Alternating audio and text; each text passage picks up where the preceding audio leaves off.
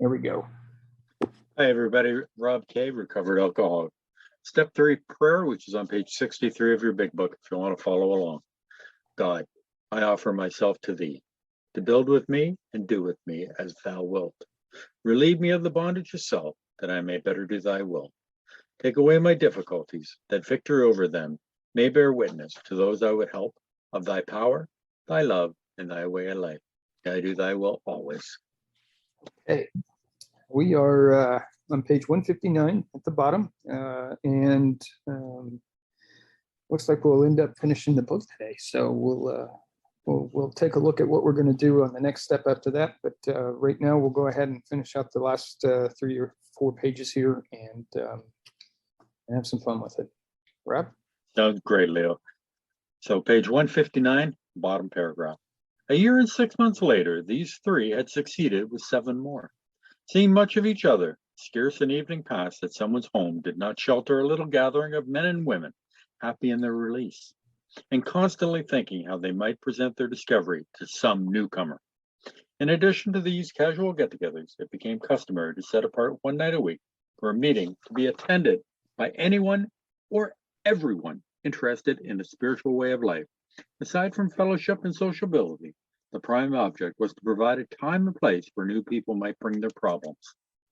And if you guys remember, and some of you here were here last time, we were talking really at this phase in Dr. Bob and Bill's recovery. They were still heavily involved with the Oxford Group. And the Oxford Group is a very religious organization. As Bill had told us, they still exist. I apologize, I can't remember the name of them now, but they are mainly focused in England. But they were a very, I'll call it just what it was. They were very strict about their religious beliefs and their way of life. They did get together. The group at the time that was coming together, that was Bill and Bob, was actually known as the Alcoholic Squad, as opposed to Alcoholics Anonymous at that point. But it was basically, this paragraph is kind of showing us how, connections are made. They were opening their homes, which is a little bit different from today, where people were coming in. It says here that they could bring their problems. So in some cases they were alcoholics, in other cases they weren't. But it also shows how AA can grow kind of around you, in the sense of having meetings, opening your computer, if it may, especially with us because we're virtual, but we've got people from different countries, different states, and you can see how well that is working.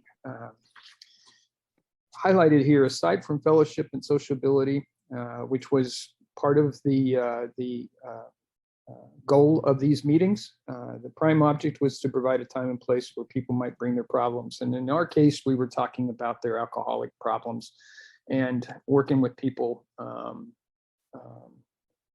that were already recovered and was going to help them get recovered. So that's kind of what we're talking about right now. Just first of all, this is highlighting the fellowship. Second, it is recruiting alcoholics into the group. At the time, it was called the Alcoholic Squad. And kind of 3, it was to take those individuals and hopefully get them into a recovered state of mind and body and going forward. Rob? Yeah, I just want to say that here at the top, they talk about a year and 6 months later, these 3 had succeeded with 7 more. So it's a slow growth of AA. It's taken time. Also, and this is what something Bill always points out, and what jumps out at me now because Bill has hammered it into me, is that happy in their release and constantly thinking how they might present their discovery to some newcomer. Step 12. Constantly looking for that newcomer. Remember that if there's no newcomers in AA will die out very quickly. So AA is dependent on all the newcomers. And as I say, step 12, helping others. So we're on page 160 right now, everybody. So outsiders became interested.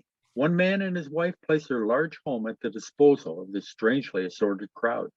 This couple has since become so fascinated that they have dedicated their home to the work. Many a distracted wife has visited this house to find loving and understanding companionship among women who knew her problem, to hear from the lips of their husbands what had happened to them, to be advised how her own wayward mate might be hospitalized and approached when next he stumbled. And here, yet again, we're kind of introducing the idea of what has now become Al-Anon. It's not at the time. This is not it. The couple, the man and his wife, is T. Henry Williams and his wife Clarice.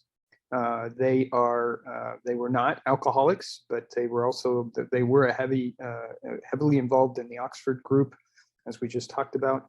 And they did, in fact, open their homes to both alcoholics and wives of alcoholics so that they could actually help in what would become Al-Anon is basically being demonstrated here, even though it wasn't, again, Alcoholics Anonymous at the time, and things were still just at the beginning stages and growing. So the support for people around alcoholics is just as important as is the support for the alcoholic. And talk about that for just a minute. The idea is that the more supportive the people around the alcoholic are of the alcoholic, the better the chances that the alcoholic is going to recover. And if you can only imagine, you've got people that understand alcoholism to some extent. There's plenty of love and care that's involved, and it's really kind of a win-win situation for them. If they are supportive of the alcoholic, then they also have the benefit of that person recovering. And by that, I mean is that when you've got a recovering alcoholic, you don't have the alcohol, you don't have, the words that are said or the actions that are taken that are all negative and destructive. So if they can be supportive, and this is something to kind of take with you when you are either recovering yourself and trying to get other people to understand and realize what you're going through, which is a positive thing. Two, if you are working with a newcomer and you have the ability to bring in friends and family alongside them so that they're supportive as well. And this, in probably the most likely case, is a spouse or a boyfriend or girlfriend or something like that. Maybe the sons and daughters of an alcoholic, as it might be. But nonetheless, the idea is to make sure that people around you aren't questioning what you're doing, why you're doing, how you're doing, and that type of thing, or they are still upset, still angry, and they are withdrawn and they're not there for you. And it's a very lonely place to be for an alcoholic to be trying to recover by themselves. It's not impossible, and it's the best thing you can have at the very least, but having that support network is always a positive thing. Rob? Excellent. We're on page 160, everybody. Many a man yet dazed from his hospital experience has stepped over the threshold of that home into freedom. Many an alcoholic who entered there came away with an answer. He succumbed to that gay crowd inside who laughed at their own misfortunes and understood his.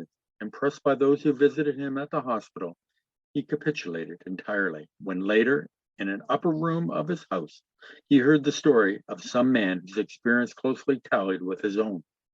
The expression on the faces of the women, that indefinable something in the eyes of these men, the stimulating and electric atmosphere of the place, conspired to let him know that here was heaven at last. Yeah. Haven at last, I apologize. It's all right. Haven, probably not unlike heaven. This is also a thing that this is primarily, not exclusively, but primarily with the Akron, Ohio group. They practice this idea that if you had an individual that wanted to recover, part of that was a ritual that they had upstairs in one of the parlor rooms that were, at the time, that's how houses were built. They had different rooms that were set aside we mostly have bedrooms upstairs now, but this in fact was a parlor room. They would go in, they would get on their knees, and they would say something like the third step prayer and commit to a higher power. And it was a very intense moment, very personal and private, but one that was with several recovered alcoholic men standing around them and ensuring that this person was deeply committed to recovery. And so they're talking about that here. And it also talks about the atmosphere. It was lighthearted, it was upbeat, it was positive, it was somewhat fun.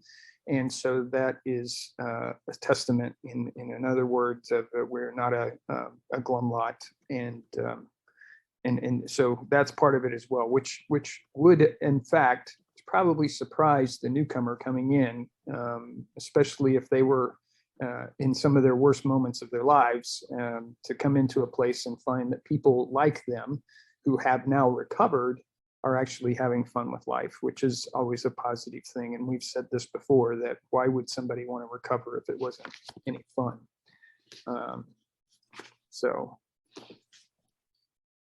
And I would tell you this is that, the surprise with the other people, the expression on the faces of the women, that indefinable something in the eyes of the men, you could see that they were, when they came back downstairs, that they were changed.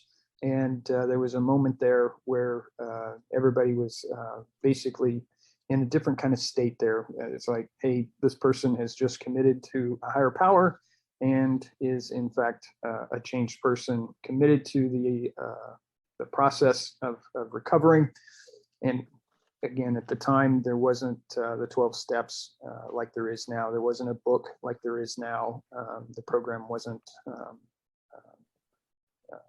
defined as well as it is now at the time. Rob? Yeah, and I'll just throw in a couple of things also. When they heard the story of some man whose experience closely tallied with his own, takes me back to page 18, which is, but the ex-problem drinker who has found this solution, who is properly armed with the facts about himself, can generally win the entire confidence of another alcoholic within a few hours. Doctors, nurses, psychiatrists, you name it, they try to get through to us and they can't. But the ex-problem drinker can get through, no problem. Also, when we come into the fellowship, there is an awful lot of laughter. On page 132, it says, we are not a glum lot, and we are odd, but we are not glum, So, and that's what it's all about. Who wants to come into a fellowship that is miserable? You see, when I first came into the fellowship, there were some people that I saw, some long timers, that they look so miserable. And I thought, what, if that is sobriety, I don't want it. But then there's other people who are laughing, that are smiling, that are gregarious, that are outgoing, that are coming up to you and, asking, how are you doing today? Made it all worthwhile. You know what? Those glum people can sit over at the side and complain about life and how it's not fair to them. But to the people that we're going to laugh and have a good time, that's why I keep going. That's why I keep coming back, because it is a lot of fun. Some of the crazy stories you people have make me laugh, but you know what? We laugh together. We don't laugh at each other. We laugh together. And that's what it's all about. We're on page 160, right at the bottom, everybody. The very practical approach to his problem, the absence of intolerance of any kind, the informality, the genuine democracy, the uncanny understanding which these people had, were irresistible. He and his wife would leave elated by the thought of what they could now do for some stricken acquaintance of his family. They knew they had a host of new friends. It seemed they had known these strangers always. They had seen miracles, and one was to come to them. They had visioned the great reality, their loving and all-powerful creator. Yeah, so there's a couple of messages here. One is that you've got a couple that they talk about that they knew that they could now do for some stricken acquaintance and his family. So they're talking about two people that probably aren't alcoholic, but I think the focus, I would say, based on our learning here, is that we want to focus on the alcoholic that leaves and probably has the same kind of experience, leaving somewhat elated and having the thought that they could now do for themselves what they were not able to do before, because they had a host of new friends and they've seen the miracles and what had come to them. So here's the idea: you come in, you watch, you listen, you share your story, you open your heart and your mind to the program, and the men that have recovered basically figuratively kind of grab you by the arm and walk you through and help you through with this process. So it is a somewhat practical approach, and to the problems they talked about that there was the absence of intolerance and informality. I will mention that Bill W.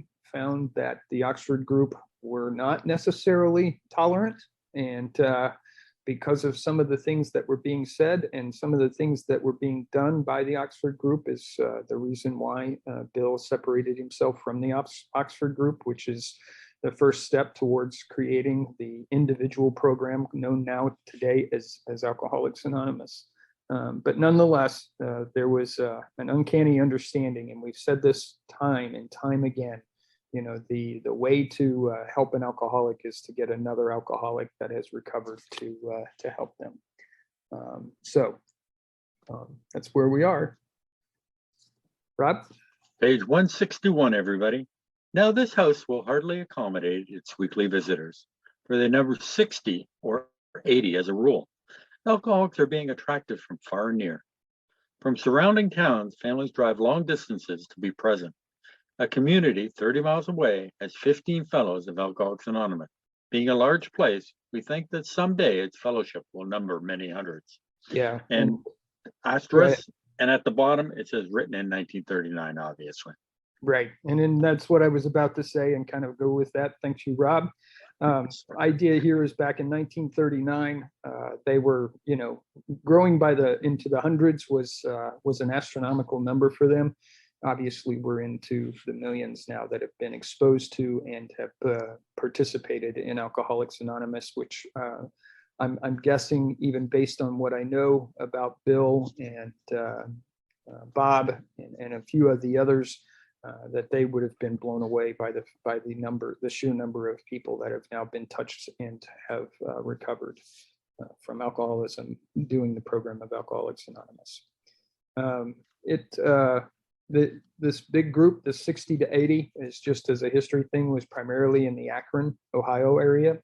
Again, these were groups that came together where all were welcome, including wives, husbands, and friends, in fact, could participate as well. So these meetings weren't just of the alcoholic attending a meeting. It was a larger group than that. So you could see very easily how a group of 20 or 30 alcoholics could turn into a group of 40 to 60 without even really trying, with friends and family attending the meetings as well.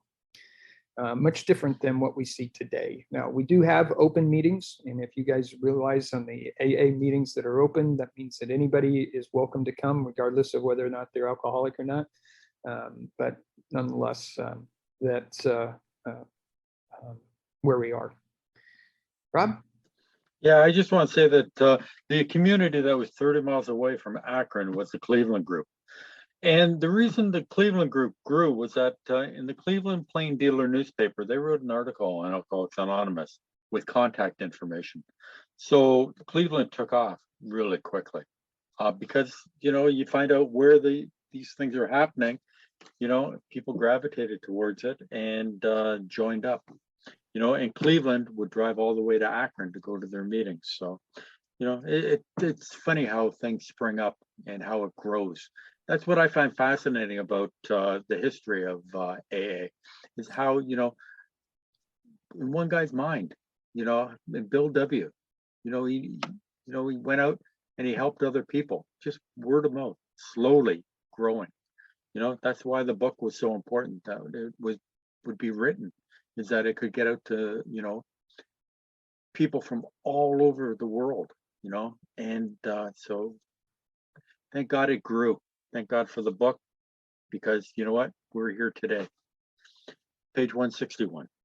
But life among Alcoholics Anonymous is more than attending gatherings and visiting hospitals, cleaning up old scrapes, helping to settle family differences, explaining the disinherited son to his irate parents, lending money and securing jobs for each other, when justified.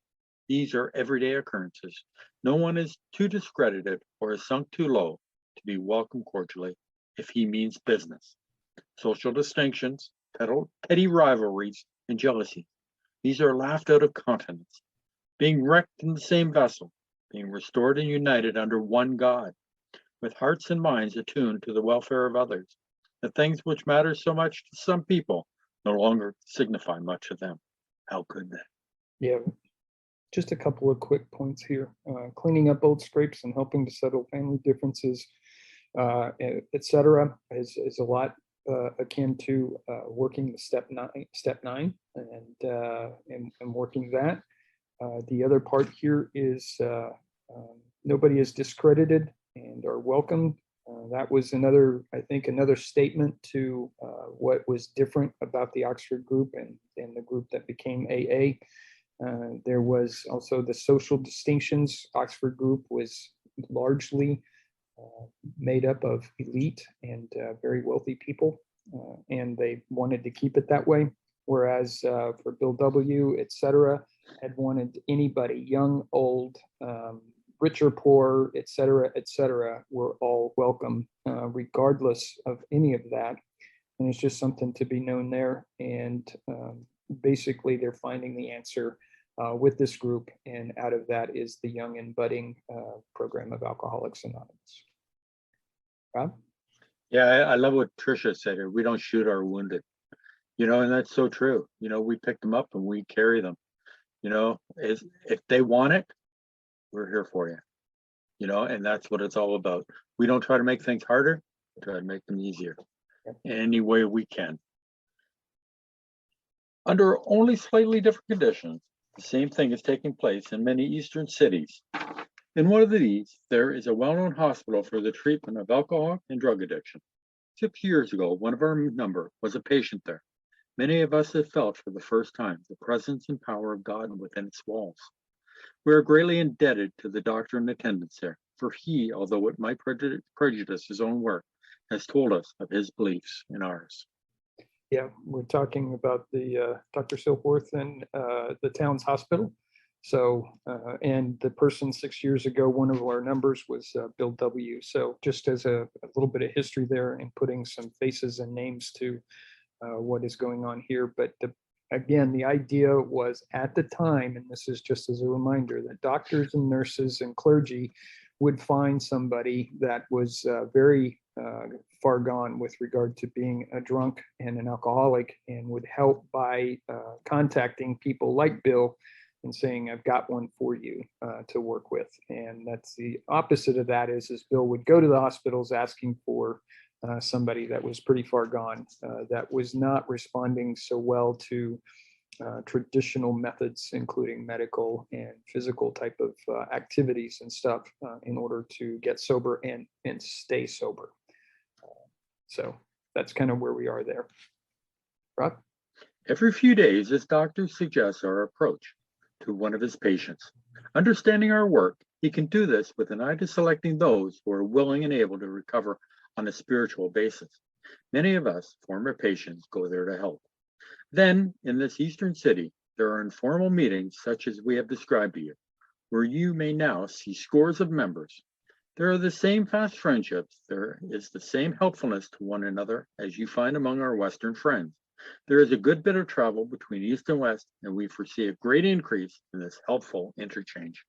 Yeah, and we're talking about New York City, obviously talking about the group that's there in New York City, and still talking about Towns Hospital, Dr. Silkworth. And so we're just continuing on. They basically are finding patients that are willing to go down the spiritual experience type of path in order to become sober. Yeah, the beautiful part is Dr. Silkworth is handpicking these people that he thinks will be successful with Bill's approach. So, you know what? Thank God for Dr. Silkworth and, Bill willing to rush out to the hospital whenever Dr. Silkworth has a patient. Someday we hope that every alcoholic who journeys will find a fellowship of Alcoholics Anonymous at his destination. To some extent, this is already true. Some of us are salesmen and go about. Little clusters of 2s and 3s and 5 of us have sprung up in other communities through contact with our two larger centers. Those of us who travel drop in as often as we can. This practice enables us to lend a hand, at the same time avoiding certain alluring distractions of the road, about which any traveling man can inform you. Yeah, and basically this is the hope for the future.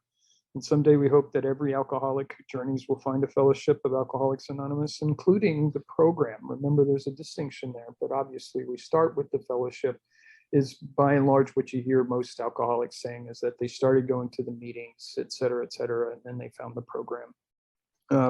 And they're also talking in terms of, little groups of 2s and 3s and 5s are springing up and creating their own little groups. And that's all it really takes is 2 people to have a meeting in Alcoholics Anonymous. So it's something to also look at as well. And that's okay if, for example, there's only 12 of us in a meeting in a day. That's plenty of people in order to have a successful meeting.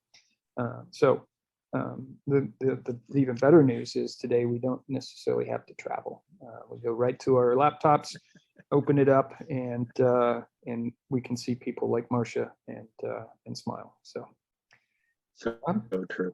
It's funny. I always heard that all it takes is 2 alcoholics and a coffee pot. That's what you need for a meeting. As long as you got that coffee pot, I always like how Bill in New Jersey always said they always have donuts in their meetings. I don't know. In Toronto here, we can't afford donuts, I don't think. But Bill's always says, he goes to a meeting and people come for the donuts. So we got to get donuts here in Toronto somehow. And Robbie, if you read the asterisk at the bottom, I think your book was written a little bit later than mine. So I think the books are a little bit different. And the asterisk says written in 1939. In 2019, there are about 120,300 groups. There is AA activity in approximately 180 countries with an estimated membership of over 2 million. Yeah, thank you. Wow. And I know in Toronto here, I can go to a meeting every day. During the day, I can find a meeting, and at night, I can find multiple meetings every night of the week. So there's no excuse to say you can't find a meeting. And now with Zoom, we can go all over the world and meet people. And as you say, Marcia, got Tricia, we got Tracy, New York, Pam in California, Andrew in Toronto, Libby, I'm not sure where you're from, but I know it's in the US someplace. David in Maine. New York City. New York City. Thank you very much, Libby. So we have people from all over the world. It is incredible. And we all share the same common peril, alcoholism. Thus we grow, and so can you. Though you be but one man with this book in your hand, we believe and hope it contains all you will need to begin. Go ahead and keep going there, Rob. Okay. We know what you are thinking. You are saying to yourself, I'm jittery, and alone. I couldn't do that, but you can. You forget that you have just now tapped a source of power much greater than yourself. To duplicate with such backing what we have accomplished is only a matter of willingness, patience, and labor. Yeah, and the idea here is that you, as an individual armed with this book, can actually carry the message to somebody else. And it's not that you have to have a year under your belt or anything like that, because it says nowhere in this book that you need to wait a year before you do certain things. And that's just something that I think is a myth that has been perpetuated throughout the fellowship for a long time, and it's not that. We're talking here as far as taking this message to somebody, not having the confidence necessarily to do that. Nobody has to be perfect. The idea here is that you've got the information that you need, that if you need to answer something and it's not right at the tip of your tongue, it's in the book, or it's in the source, one of the sources of the people that you interact with here. For example, if I've got a question and I'm not sure how to answer it, I certainly will go to either Bob or Bill. I'm sorry, Rob or Bill. And I don't know where that came from, Rob. Anyway, and I can get the answer. So even if you've got a potential sponsee that's asking questions that you can't answer, there's always someone out there that can help you with that particular answer. And this is kind of a representative action, if you will, of step 11. If you kind of think about that, you start your morning, asking your higher power for the strength and what are the steps and what are the things that I'm going to accomplish today.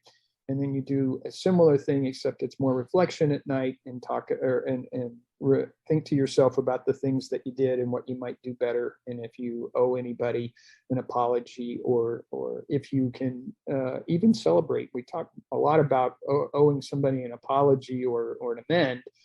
But the other part of it's true. If you were successful in helping somebody, that you should also sit back and kind of enjoy the fact that you were that you were helpful to someone else. That's always a good feeling. And every time that you're out there working with somebody and helping somebody, as we've also said, that is a really great way to keep yourself sober. And that's what it's all about, is just recovering and carrying the message forward. Rob? Yeah, I love this part. I'm jittery and alone. I couldn't do that, but you can. You forget that you have now just tapped the source of power much greater than yourself. Remember, when you're unsure, ask God for help and guidance. Okay, you can do it because you're not alone anymore. We have God in our lives. Okay, remember, we're at almost at the last page of the book, or of the recovery part. And here is step 12 that we're dealing with. And we are not alone anymore. Okay, anytime you feel that you're not sure what to do, what are we told to do? What's in our spiritual toolkit? Ask God. I'm not sure what to do in this situation. Please guide me. Please give me the answer to what I should be doing. Okay, do not be discouraged or overwhelmed. Okay, willingness, patience, and labor are the key words. We know of an AA member who was living in a large community. He had lived there but a few weeks when he found that the place probably contained more alcoholics per square mile than any city in the country. This was only a few days ago at this writing, 1939. The authorities were much concerned. He got in touch with a prominent psychiatrist who had undertaken certain responsibilities for the mental health of the community. The doctor proved to be able and exceedingly anxious to adopt any workable method of handling the situation. So he inquired, what did her friend have on the ball? Yeah, and I'm not familiar with this story as much as probably Bill or Rob might be.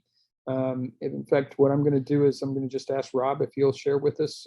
This is really just basically the history of how somebody moved to a city, realized that there were a lot of alcoholics, and wanted to kind of get started on their own and create a fellowship, and then bring folks through the program. Yeah, this was Hank Parkhurst, and he was in Montclair, New Jersey. And the prominent psychiatrist was Dr. Howard, who was in Montclair, New Jersey. Okay, and we're going to go a little bit further into it, and I'll bring out some more information.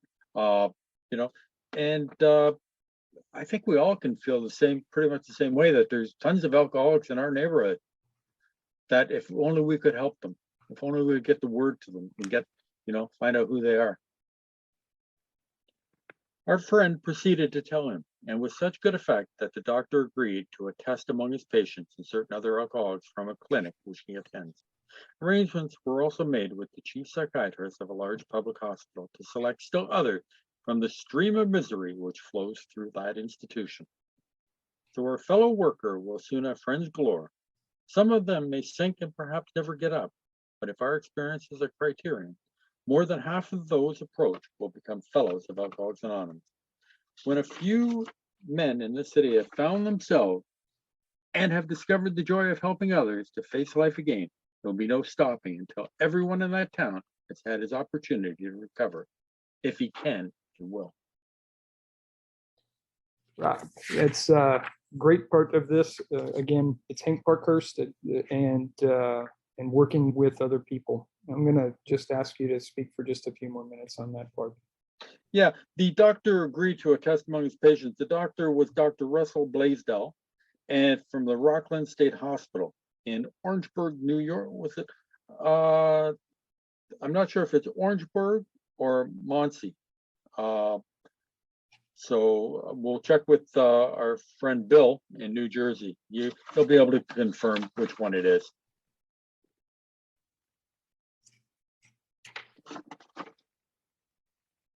Orangeburg, New York.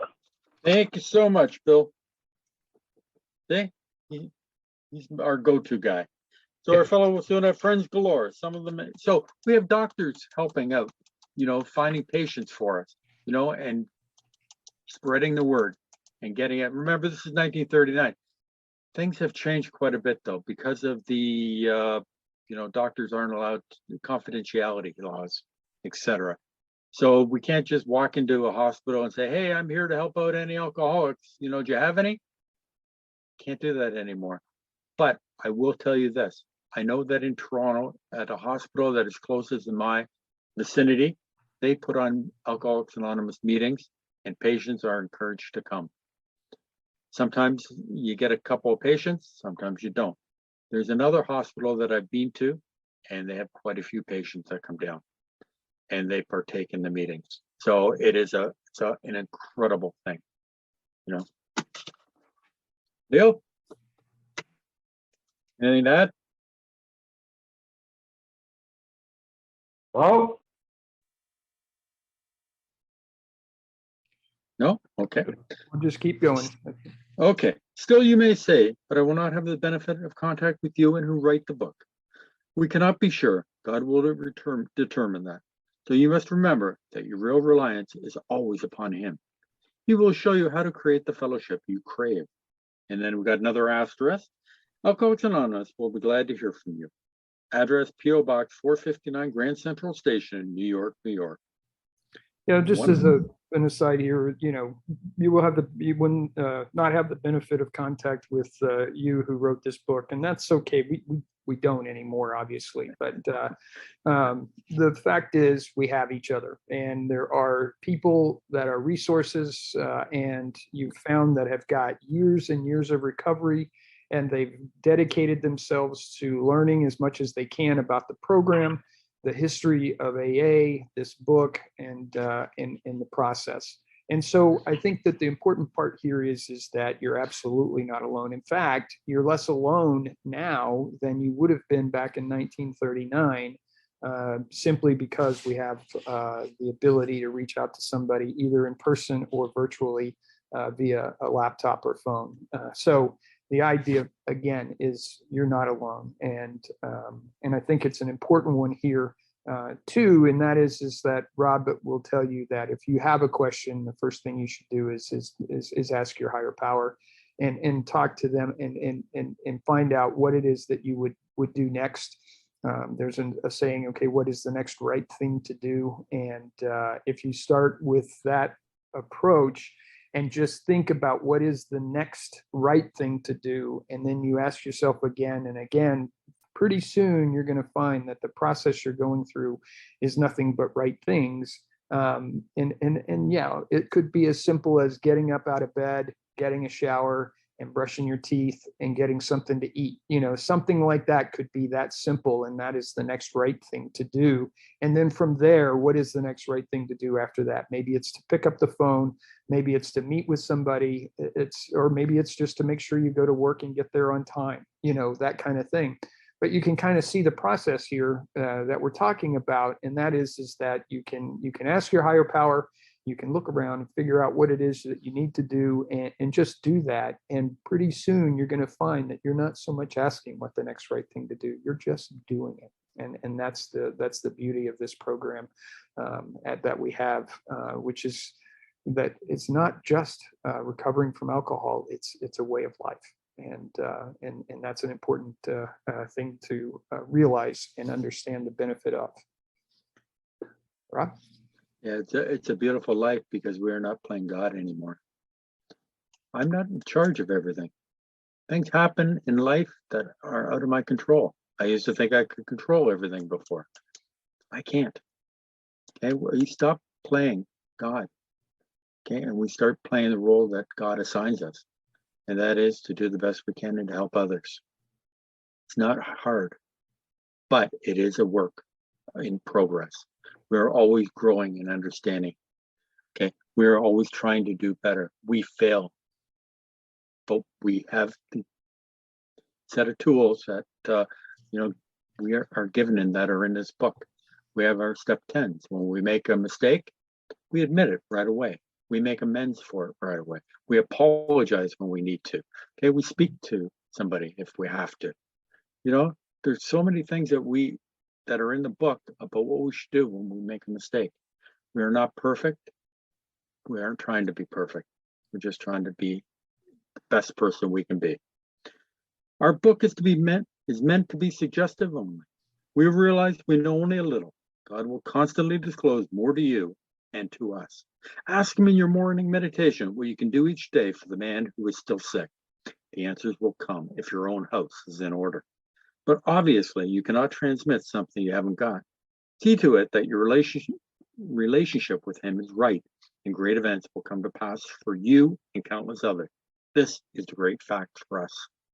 Yeah, and I don't want to diminish what's being said here and highlight the first part of it as our book is meant to be suggestive only. And sure, I would say it's suggestive, but I would tell you that it really is instructive. And what I mean by that is that there are millions of people that have gotten better because of this book, and there are hundreds of thousands of people that have recovered and have stayed recovered as a result of going through this book. So I would say that it's a little bit more than just suggestive. At this point, if you choose to go down the path of Alcoholics Anonymous and the program that's outlined in this book, it's instructive, and that is part of what we've talked about. And we say this at the very beginning of any of our big book studies, and that is that this is really a textbook more than it is anything else. And that really, we're talking about the first portion of the book, which we're about to close out. The other part of this is that we realize that we only know a little. It's an often used statement, and it's being misused. And I would like to just say that it's not so much that we only know a little, we know a lot, because we've been through this program, we've got the book in hand, and we are living the program. And there'll be more and more that you learn as you go along, as you sponsor other people, as other people interact with you, and you actually participate in meetings, much like this big book study. There are other big book studies. And there's other fellowship meetings, etc. And I would just, as a plug for the Keystone Group, we're in the high teens, low 20s as far as all of the different meetings and classes that we conduct on a weekly basis. This is just one of them, of many. In addition to that, Bill, who is also a part of our group, has his own big book study, and that's on Friday mornings, I would say, for the most part. I think everybody would be in the morning, other than those that might be over across the Atlantic. Nonetheless, there are plenty of places to go and plenty of meetings to attend, and that is going to just increase your knowledge and your experience with Alcoholics Anonymous, and the ability to take the program to another person is certainly there. So knowing a little bit more than just a little is really where you are. And obviously your higher power will constantly disclose more to you as you go along. And they do make reference to your step 11 here with asking them during your morning meditation, and also qualifying it as long as your side of the street is clean. And so another thing is that that's a little bit of a qualifier as well. The idea being is that most of your side of the street is clean, because as you all know, if you've been through the program, your step 9 could be a lifelong process. And there may be people that you are still trying to reach that you haven't reached yet. and need to make amends to. So those at least if you're semi-actively working on that, that is keeping your side of the street clean. So you don't have to have been completely done with your step 9. Most people never do actually completely get their step 9 done before you can start working with somebody else. So it's certainly true that you can do that as you're cleaning your side of the street, and making sure that your relationship with your higher power is right. That's a very, very strong plug for making sure that you've tapped into it. You understand that inner strength that you've got, and are able to use that to help you and guide you through what are the next steps that you might do for yourself and or for others. And that's really, just as they say here, that's the great fact for us. Rob? Yeah, here is a promise. God will constantly disclose more to you and to us. That's a promise. Ask him in your morning meditation what you can do each day for the man who is still sick, another alcoholic. Because remember, on page 89, practical experience shows that nothing will so much ensure immunity from drinking as intensive work with other alcoholics. It works when other activities fail. This is a 12th suggestion. Carry this message to other alcoholics. You can help when no one else can. Remember, this will keep you sober. Okay, practical experience. Okay, step 12, help another alcoholic, because that will reinforce what you need to do in order to stay sober. Okay, remember, in A Vision for You and all these other chapters they're talking about, help other alcoholics. Why? Because it keeps you sober. And that's what it's all about, staying sober. Abandon yourself to God as you understand God. Admit your faults to him and to your fellows. Clear away the wreckage of your past. Give freely of what you find and join us. We shall be with you in the fellowship of the Spirit, and you will surely meet some of us as you trudge the road to happy destiny. Road of happy destiny. May God bless you and keep you until then. Absolutely. And this is just a great way to kind of close out the book, and or the first portion of the book. And it is abandon yourself to your higher power as you understand your higher power, and admit your faults to him and to your fellows. I mean, this is part of doing a step 4 and 5 as well. And the good news is that we've all kind of been there. And I can tell you that with the years of experience that are in this group, the fact is that you probably have, especially those that have got some years under their belt, you probably can't tell them a story that they haven't already heard, and that makes it nice because you're comfortable with it, as opposed to feeling like you're the only one. You get to know that, or you will learn and know that, you know, we've all had debacles. We've all had those times where we're embarrassed or ashamed, or downright just we did the wrong thing. Some of us have jail time. Some of us have lost relationships, and some of us have lost a lot, meaning, you know, your job, your home, friends, family, etc. And we know of a number of people within the Keystone Group that have been at their rock bottom, and I mean their rock bottom. Some of the stories are just unbelievable at times, but then I would tell you that now that, you know, we've heard them, we've experienced them, we've lived them, to talk to another alcoholic, it's so comforting to know that you're talking to somebody that's been there, done that, and understands kind of where you're coming from. And that's an important distinction here. And that's why Alcoholics Anonymous is so strong and does such a great job, is that they you're surrounded by people that are just like you. Rob? Yeah, here's one of the great lines that I absolutely love. And you will surely meet some of us as you trudge the road of happy destiny. You know, it's not the road to happy destiny, it's the road of happy destiny. As the road we walk, happy destiny, we're on the road. You know, there's no end to the road. Keep doing it. You know, trudge is a difficult or laborious walk in harsh conditions. So it's, what can I say, Leo? You know how I feel about this. You know, I just love this program, and I want everybody to get it and to have a smile on their face, because you know what? I was miserable for a long period of time. Sat in my basement, drank until it was time to pass out and go to bed. Not much of a life. Today, I get to enjoy life. I get to smile. My wife said many years ago, "What happened to your smile? You don't smile anymore." Now that's mostly what I do, because I get to see people who are doing really well, that are enjoying life. I'm enjoying life. I get to share a story, the big book with people, and meet people that are so happy and joyous and free. Hey, there's problems in life. There always will be. There's ups and downs. People pass away, people get sick in our life, and we don't understand why. Now I understand that, what, I'm not in charge. Okay. I trust God. I clean house. I help others. And that's what life is for me is all about. Sorry, Leo, I digress, and I get too excited sometimes.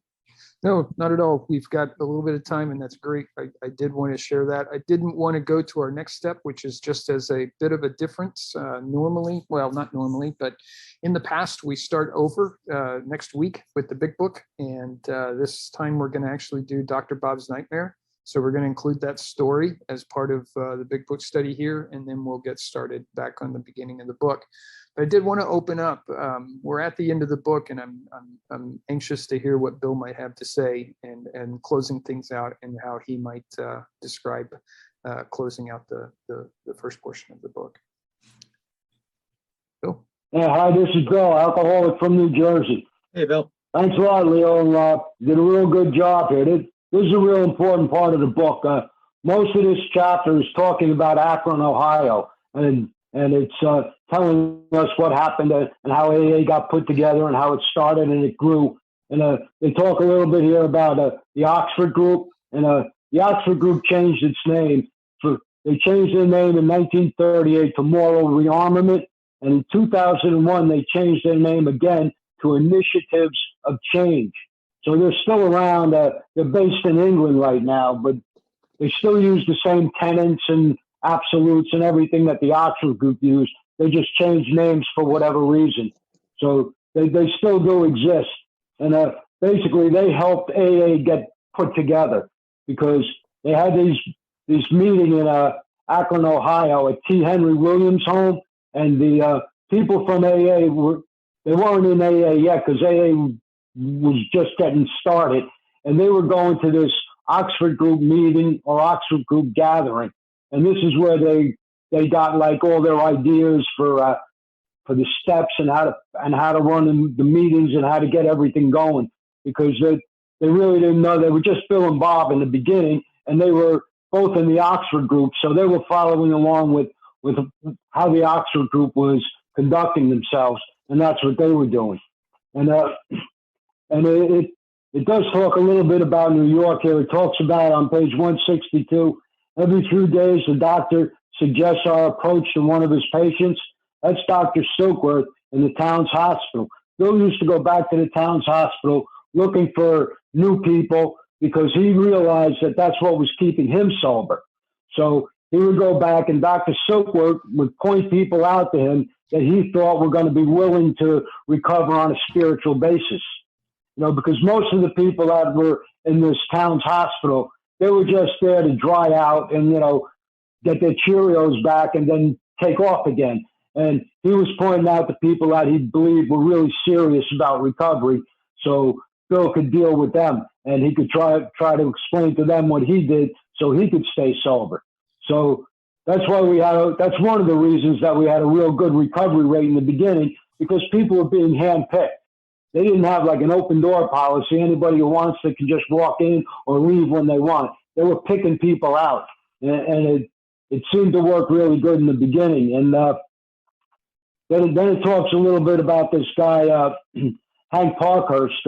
He's the guy on page 163. He was living in a large community, and like Rob mentioned, that was Montclair, New Jersey, and he found out there was a lot of alcoholics in that particular community, and he got with Dr. Howard, who was I guess it was the psychiatrist for that town, and they tried to come up with a way to help some of these people. And they knew a guy up in Dr. Russell Blaisdell. He was from Rockland State Hospital up in New York, and they had a lot of alcoholic people that wound up there.